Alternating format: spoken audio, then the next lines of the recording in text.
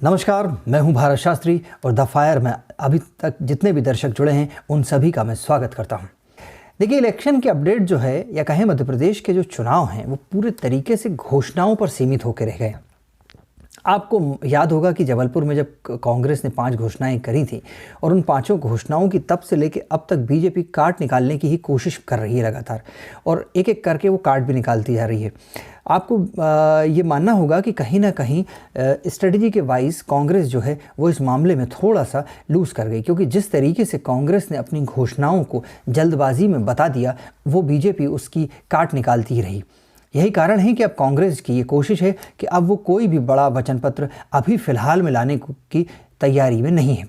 हालांकि वचन पत्र जरूर बन गया है, लेकिन चूंकि जिस तरीके से कोई भी घोषणा अगर वहाँ की जाती है और अगर अभी आचार संहिता लगी नहीं है तो बीजेपी फिर उसकी काट करेगी। यही कारण है कि कांग्रेस की इस बार पूरी कोशिश है कि अब बड़ा वचन पत्र जब भी आएगा तो वो आचार संहिता लगने के बाद ही आएगा। और देखिए, वाजिब भी है जिस तरीके से कांग्रेस की 5 घोषणाएं हुई और उसके बाद बीजेपी ने एक एक करके, आप देखेंगे शुरुआत में पूरी तरीके से कांग्रेस ही चुनाव में एज में दिखाई दे रही थी, लेकिन जब उन 5 घोषणाओं की शिवराज सिंह चौहान सरकार ने एक एक करके काट ढूंढी, काट निकालते चले जा रहे हैं। अभी भी हालांकि वो इस कोशिश में लगे हुए हैं कि कैसे करके उसकी काट निकाली जाए। तो मैं आपको सिलसिलेवार वो एक एक घोषणाओं को समझाता हूँ कि शिवराज सरकार ने कैसे उसकी काट निकाली और आज कैसे इलेक्शन की फाइट में बीजेपी धीरे धीरे करके आगे बढ़ती जा रही है। देखिए, सबसे पहली जो योजना थी वो 1000 रुपये जो लाडली बहना थी, जिसका काट में जिसके लिए कमलनाथ की सरकार की तरफ से साफ तौर पर कहा गया कि हम सारी महिलाओं को 1500 रुपये देंगे।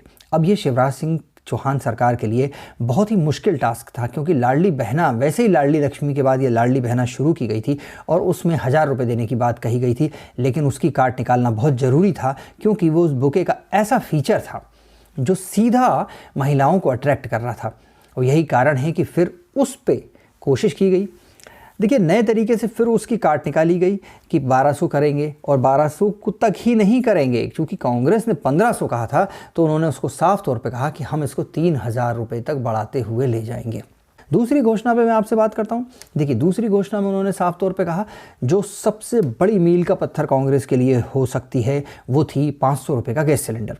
अब उस 500 रुपये के गैस सिलेंडर पे आप देखिए, शिवराज सिंह चौहान अभी भी सरकार मशक्क़त कर रही है, लेकिन अभी हाल में ही आप देखिए उसकी काट किस तरीके से निकाल के कन्फ्यूज़न भी पैदा करने की कोशिश की गई कि 450 रुपये में जो उज्ज्वला गैस सिलेंडर है, उज्ज्वला स्कीम के तहत जो आते हैं उनको 450 में सिलेंडर मिलता जाएगा।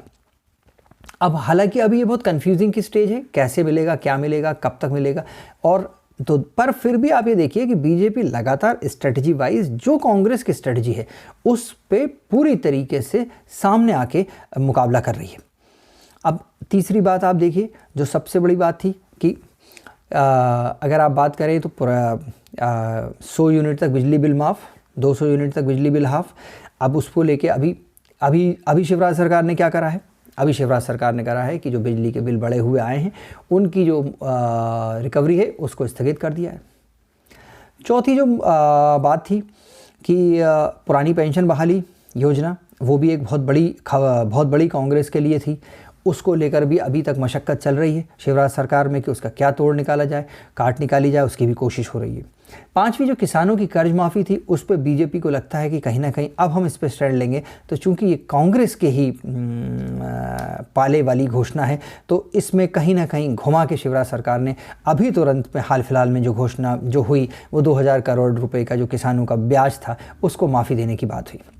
और कोशिश अब इस बात की जा रही है कांग्रेस के महकमे हलचल कांग्रेस में भी कि पूरी तरीके से आचार संहिता लगने के बाद ही हम अपना बड़ा वचन पत्र लाएं, और वो सारी बातें जो बड़े वर्ग को प्रभावित करती हों वो हम उसी समय उनका खुलासा करें। पुराने में कहा गया है ना कि आशीर्वाद के बिना कुछ नहीं होता, हमेशा ब्लेसिंग्स आपके साथ होना चाहिए। तो वही आशीर्वाद, जनता का आशीर्वाद लेने अब बीजेपी के तमाम हाईटेक रथ भी निकल चुके हैं, और उन आशीर्वाद के साथ अब आप ये देखिए कि पूरी तरीके से स्ट्रेटेजिकली बीजेपी जो है मैदान में इलेक्शन मोड में काम पूरे तरीके से कर रही है। अब यहाँ आपको समझना होगा कि यहाँ कांग्रेस कहाँ है। देखिए, कांग्रेस के पास मौका बहुत अच्छा है, कांग्रेस के पास मुद्दे भी बहुत हैं, लेकिन जिस तरीके से अब बीजेपी बहुत ही अमित शाह के तूफ़ानी दौरे के बाद और जिस तरीके से स्ट्रेटजिकली अब काम कर रही है, वो निश्चित रूप से कहीं ना कहीं अब मुकाबले में बीजेपी को भी खड़ा कर रही है। दूसरी बात मैं आपसे बताऊंगा कि हालांकि कोशिश अब कांग्रेस की भी ये है कि 15 सितंबर तक वो घर घर द्वार पे जाएं, लगभग 50,000 ऐसे घरों को टच करके आएं और जहां पे अपनी एक एक योजना को बताएं।